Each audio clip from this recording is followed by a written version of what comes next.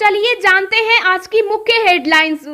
Corona को मात देने के लिए लोगों को जल्द लगेगा टीका, पहले चरण में इतने कर्मचारी होंगे शामिल, जानिए सब कुछ। आने वाले समय में देश के हर रेलवे स्टेशन पर कुल्हड़ में चाय मिलेगी। अमित शाह ने 3 दिसंबर से पहले बात करने के लिए किसानों के सामने रखी शर्त। जारी हुई नई गाइडलाइंस, इन नियमों का सख्ती से पालन 31 दिसंबर तक लागू। मूसलाधार बारिश का अलर्ट, इन राज्यों में 4 दिन जमकर बरसेंगे बादल। सरकार ने कोरोना को मात देने के लिए उठाए ये बड़े कदम। जी हां दोस्तों, और भी बहुत बड़ी काम की खबरें निकल कर आ रही हैं, इसलिए वीडियो को लास्ट तक जरूर देखना। तो चलिए जानते हैं एक एक करके तमाम बड़ी खबरों को। पर इससे पहले अभी तक आपने इस वीडियो को लाइक नहीं किया तो लाइक कर दीजिए। तो चलिए वीडियो स्टार्ट करते हैं।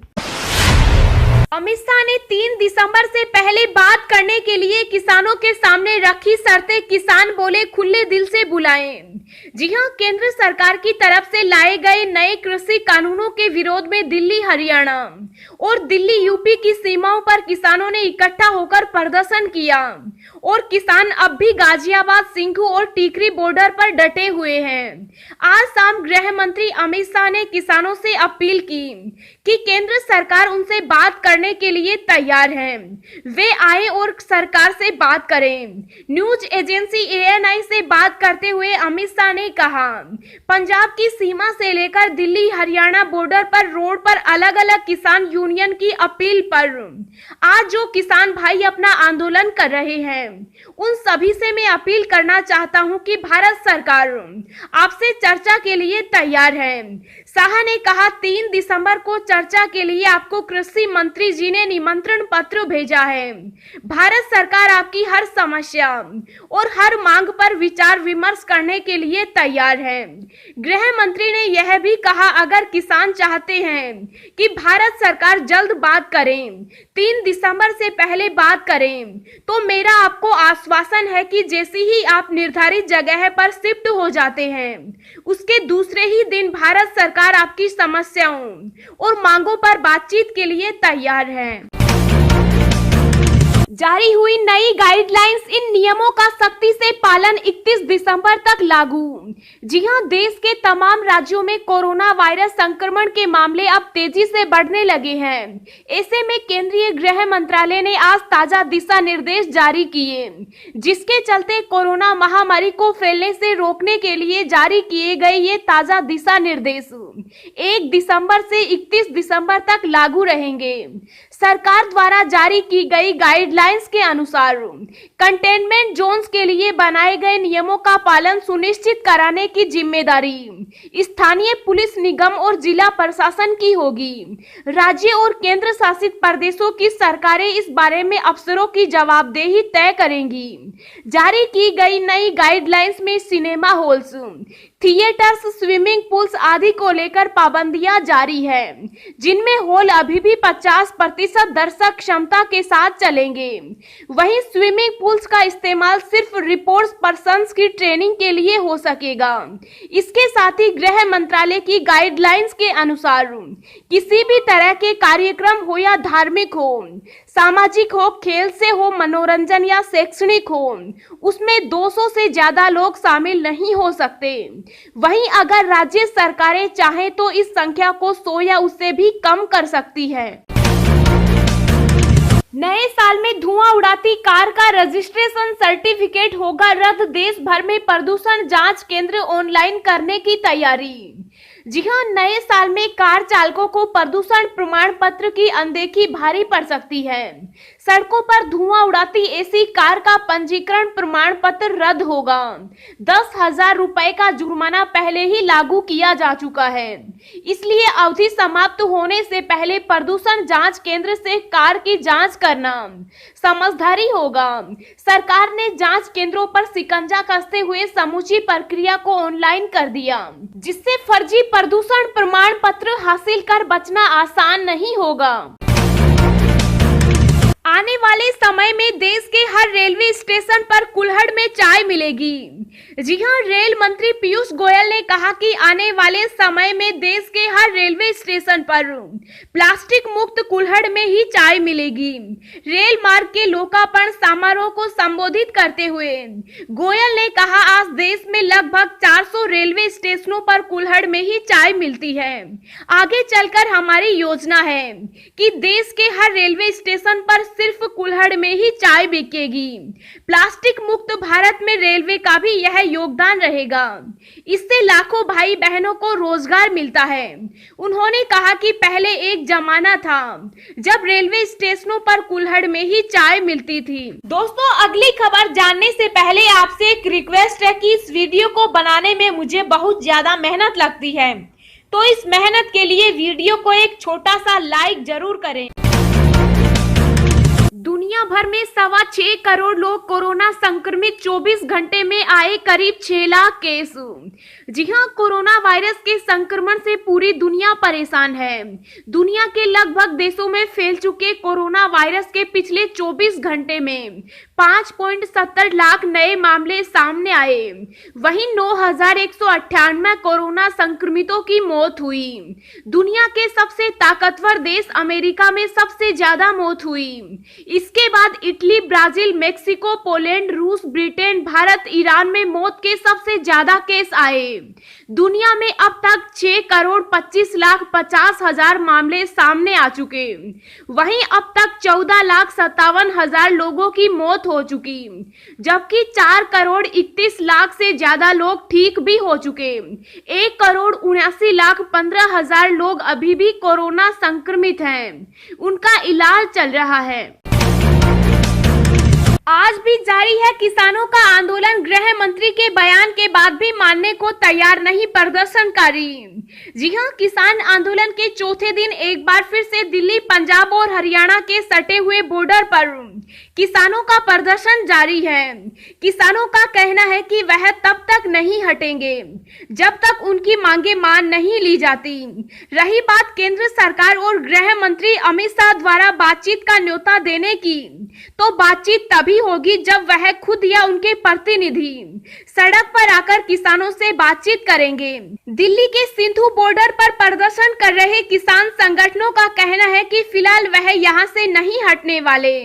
किसानों के मुताबिक वो केंद्रीय गृह मंत्री अमित शाह के बयान पर विश्वास कर यहां से तब तक नहीं हटेंगे जब तक खुद कोई सरकारी प्रतिनिधि आकर उनसे उनकी मांगों को लेकर बातचीत नहीं करता और केंद्र सरकार द्वारा पास किए कृषि कानून को वापस नहीं लेता। हिमाचल प्रदेश सरकार ने कोरोना को मात देने के लिए उठाए ये बड़े कदम। जी हां, कोरोना के बढ़ते मामलों को देखते हुए हिमाचल प्रदेश की सरकार ने बड़ा फैसला किया। सभी सरकारी कर्मचारियों को 1 दिन घर में काम करने के आदेश जारी किए गए, जबकि 5 दिन ऑफिस में काम करना होगा।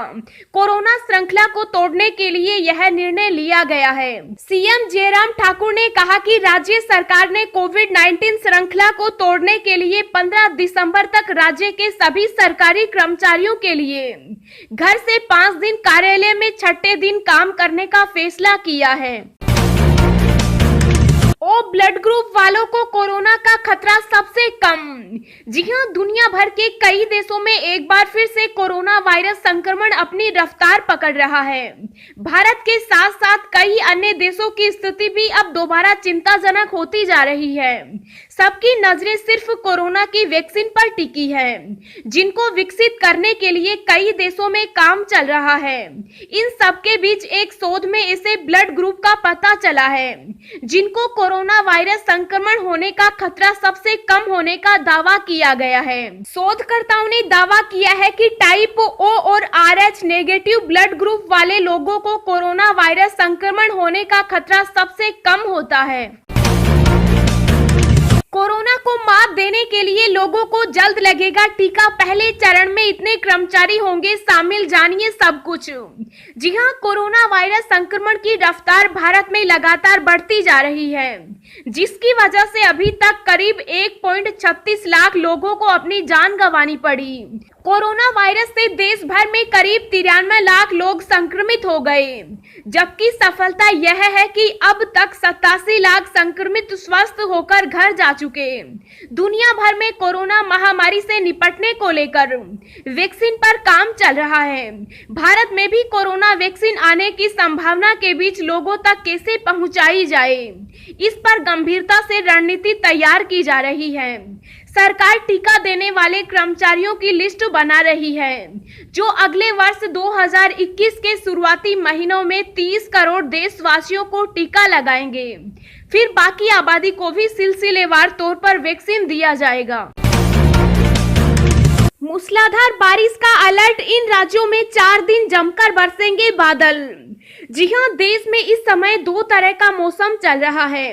कहीं बारिश हो रही है तो कहीं बर्फबारी और कड़ाके की ठंड पड़ रही है। चक्रवाती तूफान का असर अब देश के कई राज्यों में दिख रहा है। कई राज्यों में बारिश हो रही है। मौसम विभाग ने संभावना जताई है कि आने वाले दिनों में बारिश के साथ पहाड़ी क्षेत्रों में बर्फबारी होगी। भारतीय मौसम विभाग ने जानकारी दी है कि दिल्ली, एनसीआर, उत्तर प्रदेश और राजस्थान के कई इलाकों में बारिश हो सकती है। बारिश की वजह इन राज्यों में कड़ाके की सर्दी पड़ेगी। पहाड़ी इलाकों में बर्फबारी से मैदानी इलाकों में शीतलहर चलेगी। मौसम विभाग ने बताया कि 1 दिसंबर को अधिकतर इलाकों में हल्की से मध्यम और भारी से बहुत भारी बारिश हो सकती है। तमिलनाडु और पुडुचेरी के कई क्षेत्रों में 2 और 3 दिसंबर को भारी बारिश हो सकती है।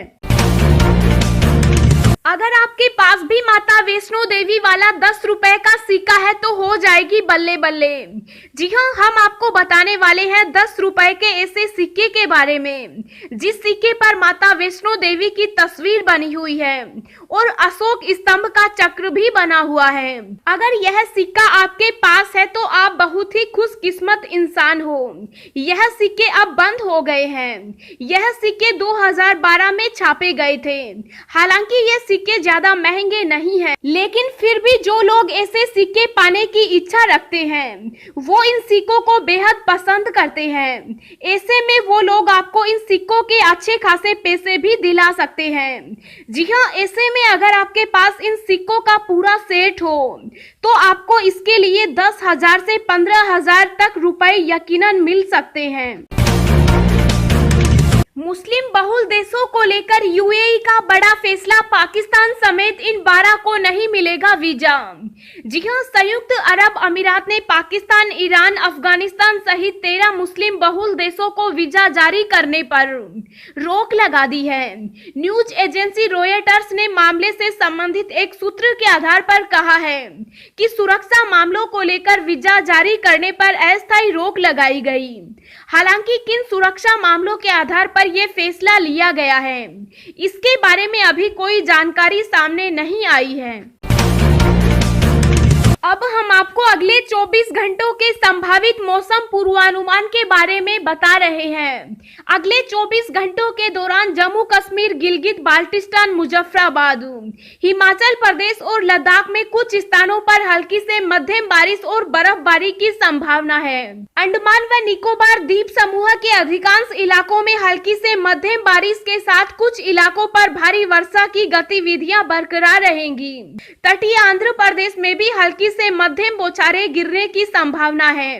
1-2 स्थानों पर तेज वर्षा हो सकती है।